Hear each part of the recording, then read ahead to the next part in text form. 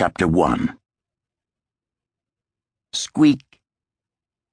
Tubbs was half asleep on the couch, his face covered with an unfolded Star Tribune.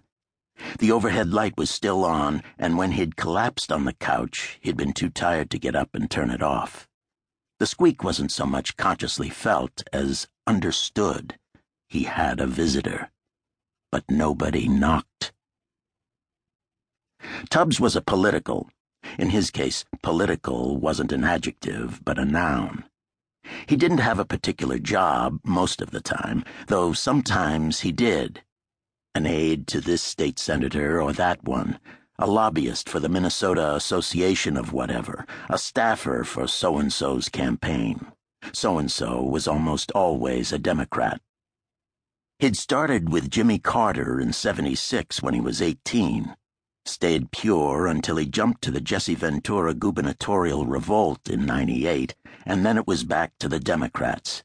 He'd never done anything else. He was a political, and frequently a fixer, occasionally a bagman, several times, like just now, a nervous, semi-competent blackmailer. Tubbs slept, usually in the smaller of his two bedrooms.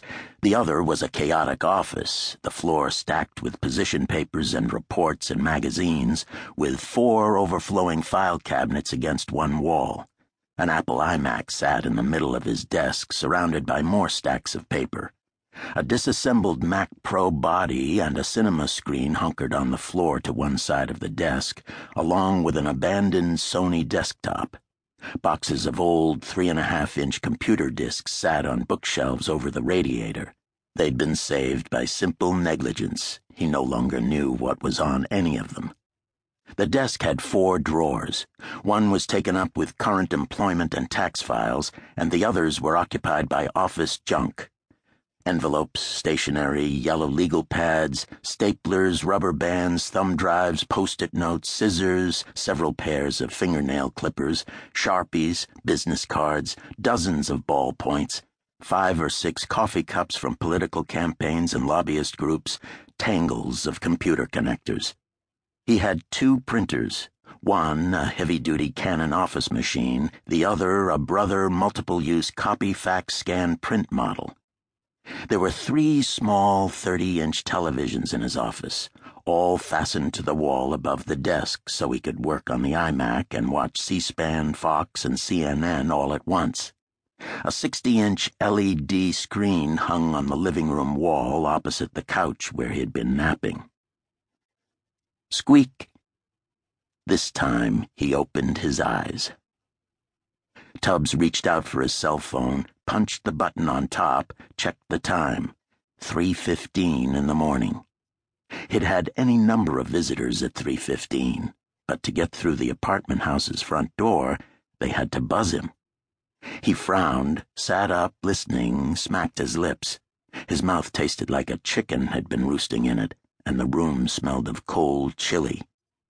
Then his doorbell blipped, a quiet ding-dong. Not the buzzer from outside, which was a raucous zzz, but the doorbell. Tubbs dropped his feet off the couch, thinking, neighbor. Had to be Mrs. Thomas R. Jefferson. She sometimes got disoriented at night, out looking for her deceased husband, and several times had locked herself out of her own apartment. Tubbs padded across the floor in his stocking feet. There was nothing tubby about Tubbs. He was a tall man and thin. Though he had lived a life of fundraising dinners and high-stress campaigns, he'd ignored the proffered sheet-cake, ding-dongs, Pepsi, Mr. Good bars, and even the odd moon pies, as well as the stacks of Hungry Man microwave meals found in campaign refrigerators. A vegetarian, he went instead for the soy-based proteins, the non-fat cereals, and the celery sticks. If he found himself cornered at a church basement dinner, he looked for the Jell-O with shredded carrots and onions, and those little pink marshmallows. Tubbs had blonde hair, still thick as he pushed into his 50s, a neatly cropped mustache, and a flat belly. Given his habits and his diet, he figured his life expectancy was about 96, maybe 99.